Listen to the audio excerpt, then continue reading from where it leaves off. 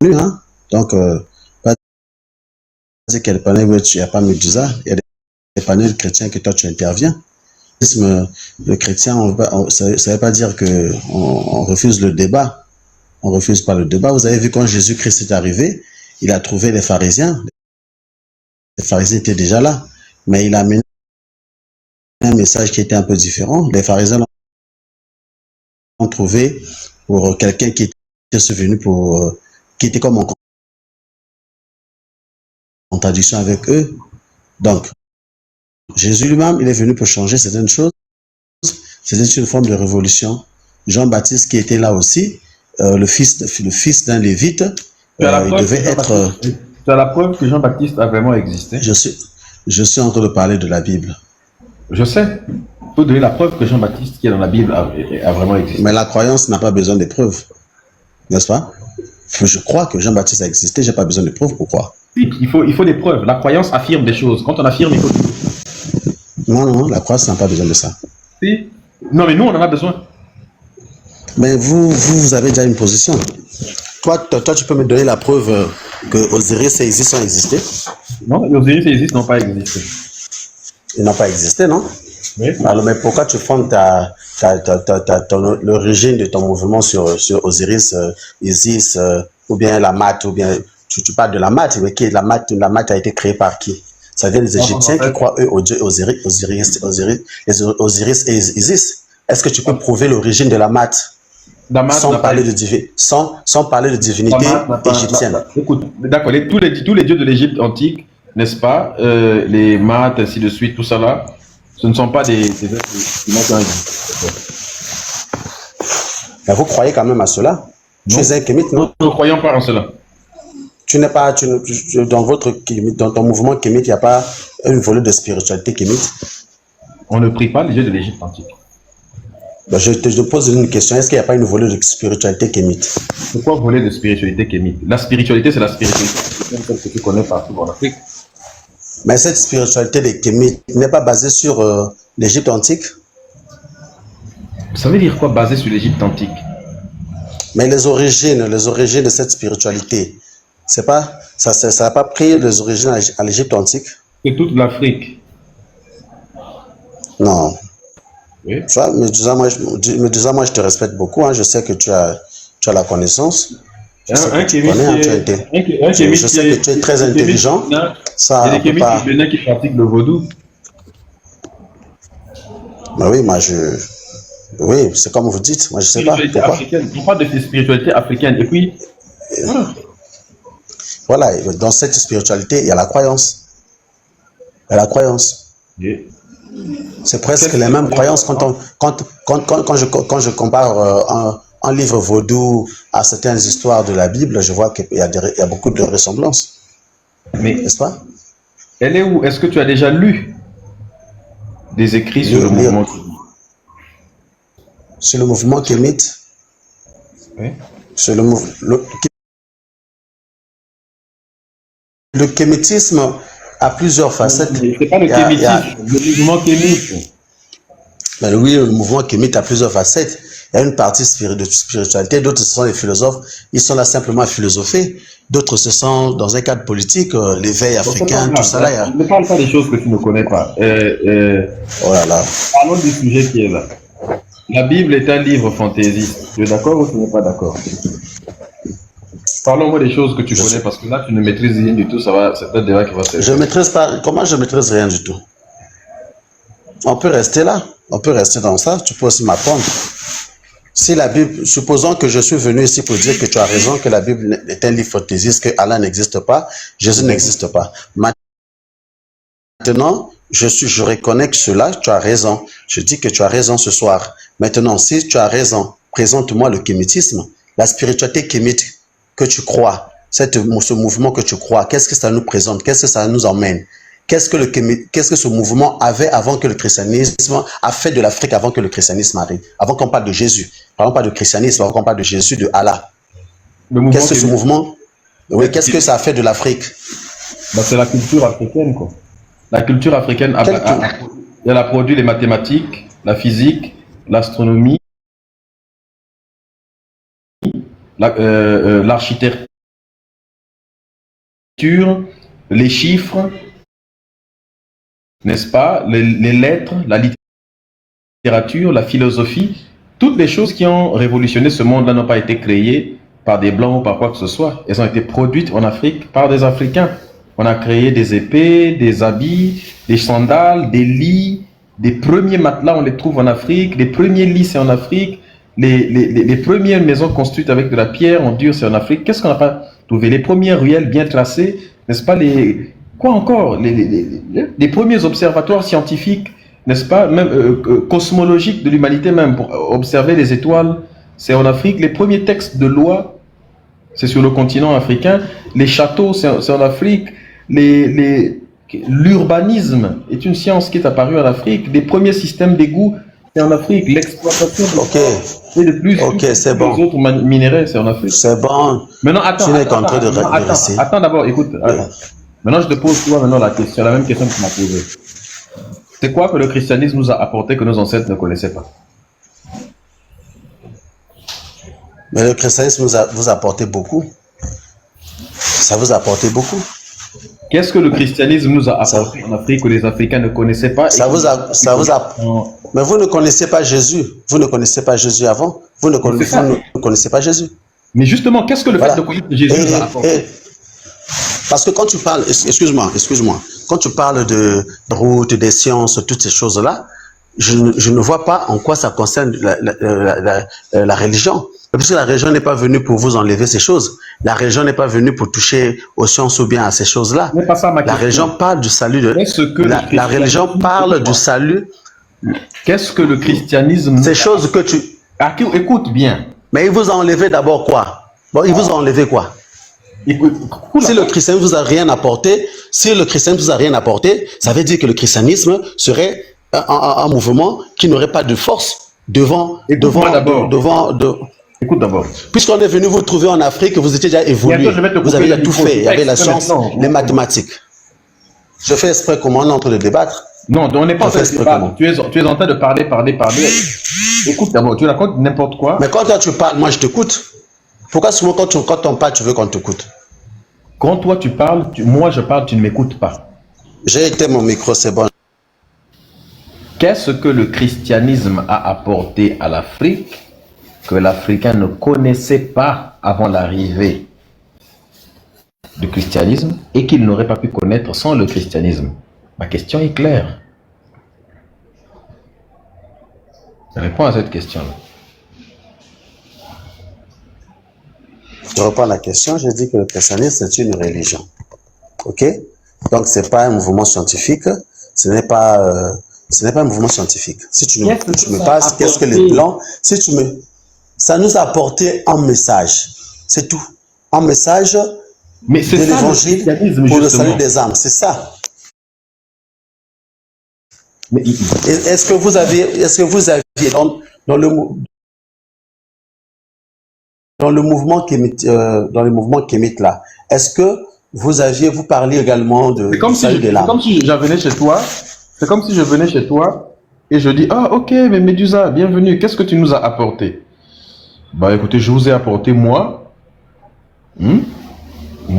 c'est-à-dire que le bangala, les pieds, les pattes, les mains, les cheveux, tout ça là, bah c'est moi que je vous ai apporté. Oui, mais toi, on sait que tu es là, on parle de qu'est-ce que toi tu as apporté. Parce que quand on dit toi, on suppose que, on ne suppose pas. Toi, c'est le mélange du bangala et puis de tout le reste, du cerveau et tout ce qui va avec. Maintenant, toi en question, tu nous apportes quoi? Non, je vous apporte moi le bras, par exemple, la main. Mais c'est dingue, tu veux. Est-ce que je t'ai pas répondu? Tu n'as pas répondu. Je t'ai répondu. Bon, d'accord, je vais te répondre. Permets que je te réponde. Écoute-moi. Permets que je te réponde. Mais c'est pas fait ça. Bon, parle. Bientôt, je vais te faire descendre. À chaque fois, tu dis, laisse-moi. Tu peux me faire descendre si tu veux, c'est pas grave.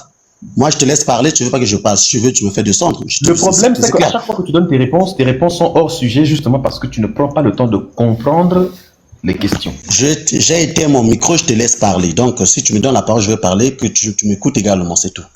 Même là, il comprendra. N'éteins pas ton micro. On est en train d'échanger. D'accord, vas-y. qu'est-ce que ta religion nous a apporté? Ne me cite pas, c'est la religion elle-même. Ce message de Jésus nous a apporté quoi? Tu me dis, ça nous a apporté le message, mais ça nous a apporté, ce message nous a apporté quoi? Tu me dis, le christianisme nous a apporté quoi? C'est Jésus le christianisme. Tout ce christianisme, il y a Christ à l'intérieur. Donc la Je vais religion, t'expliquer ce que nous croyons. Je peux répondre? Oui. Je peux répondre alors? Ok? Oui. Le christianisme nous a apporté le salut. Sans Jésus, nous sommes perdus. La Bible déclare, car... Oh, laisse-moi d'abord parler. Tu vois, c'est ton problème, c'est ça. C'est quand les...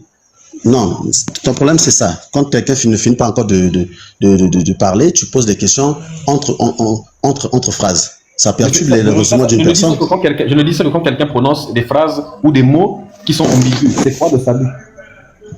Laisse-moi d'abord finir, je vais revenir sur ça. Ouais. La Bible déclare, dans Romains 3:23, car tous ont péché et sont privés de la gloire de Dieu. Ok? Tous ont péché et sont privés de la gloire de Dieu. On parle de tout le monde. Donc, quand on amène le christianisme dans le monde, on a amené le salut, c'est-à-dire par le péché, puisque on considère, selon la parole de Dieu, que tous ont péché et sont privés de la gloire de Dieu.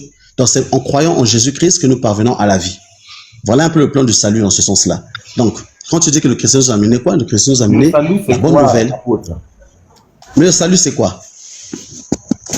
Le salut, c'est quoi? C'est ce que j'ai expliqué. Le salut, c'est la vie éternelle en Jésus-Christ. C'est ça le salut. Et ce salut-là nous a apporté quoi? Mais la vie éternelle en Jésus. Toi, tu vis éternellement. Effectivement.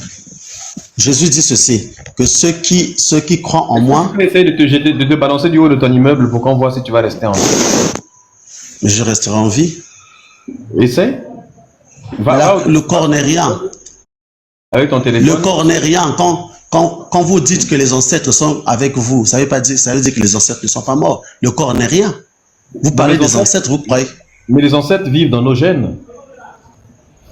Ça veut dire qu'ils ne sont pas là spirituellement. Ils sont dans vos gènes, c'est ça? Quand vous mourrez, les ancêtres meurent. Quand tu meurs, c'est-à-dire que c'est dans ce sens-là seulement biologiquement. Donc ça veut dire que quand tu meurs, les ancêtres aussi meurent. Les ancêtres, c'est-à-dire que ils ne meurent pas parce que je suis leur incarnation. Mais si le dernier de votre famille arrivait à mourir et que toute une famille se dissipait, ça veut dire que ces ancêtres-là aussi n'existeraient plus. Ils se sont dissipés également, c'est ça? Donc peut-être. Non, comment peut-être? On n'a pas de preuve. Et c'est impossible que les gens disparaissent totalement. Les gènes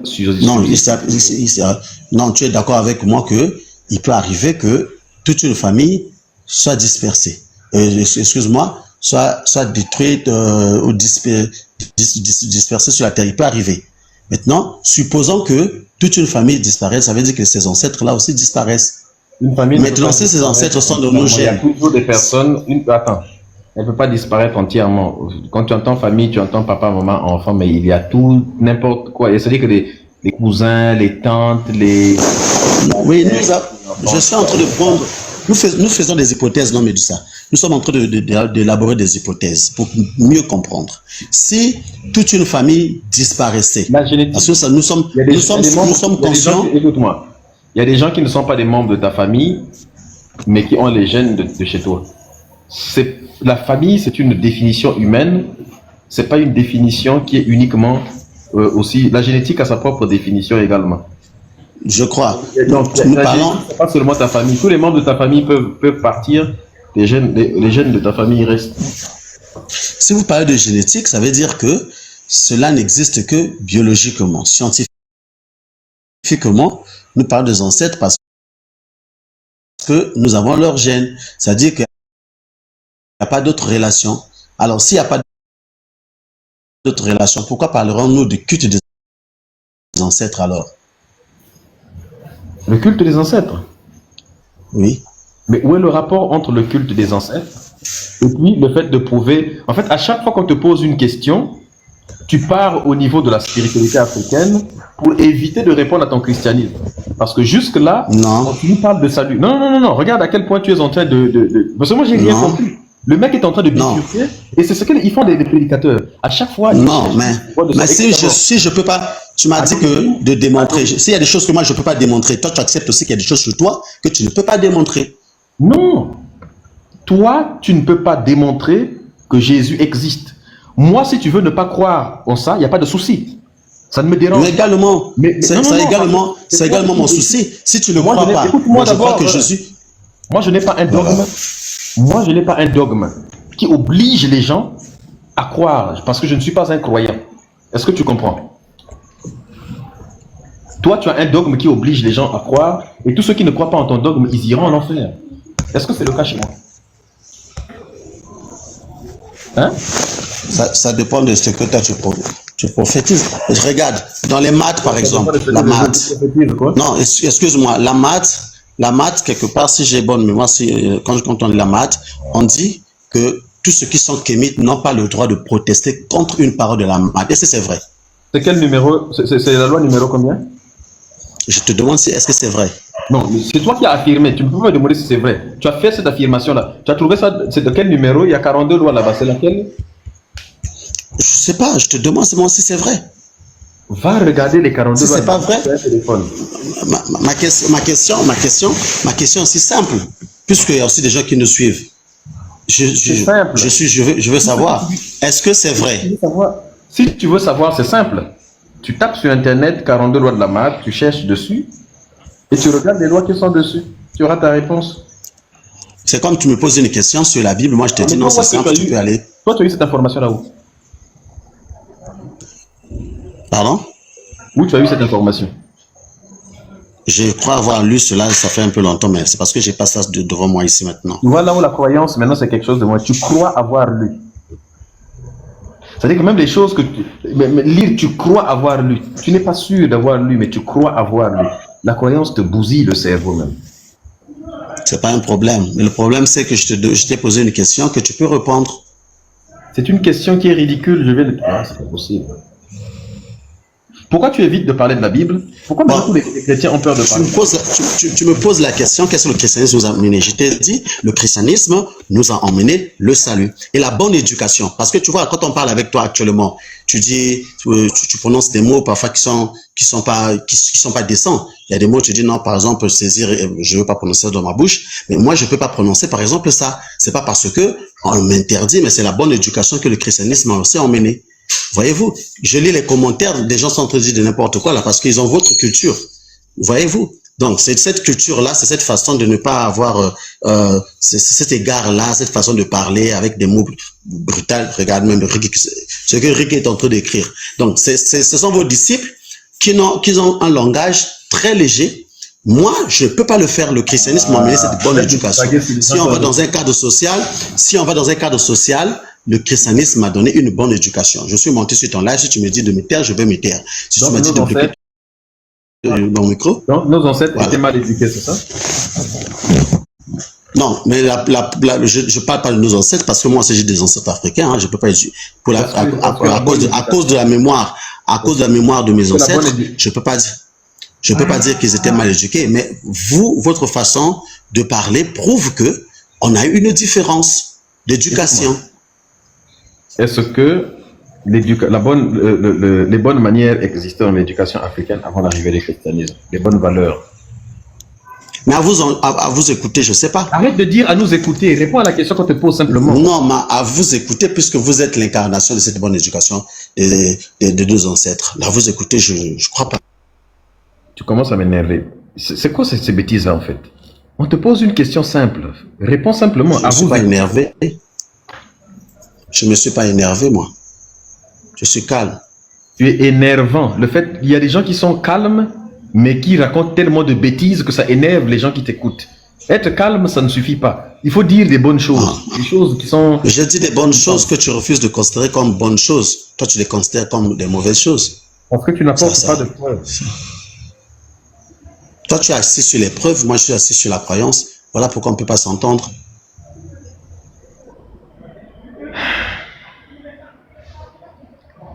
La croyance sert à quoi dans la vie d'un être humain?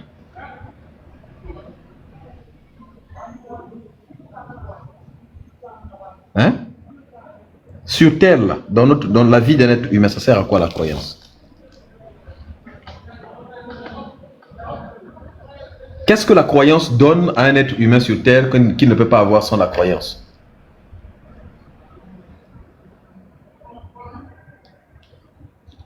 Il a fui.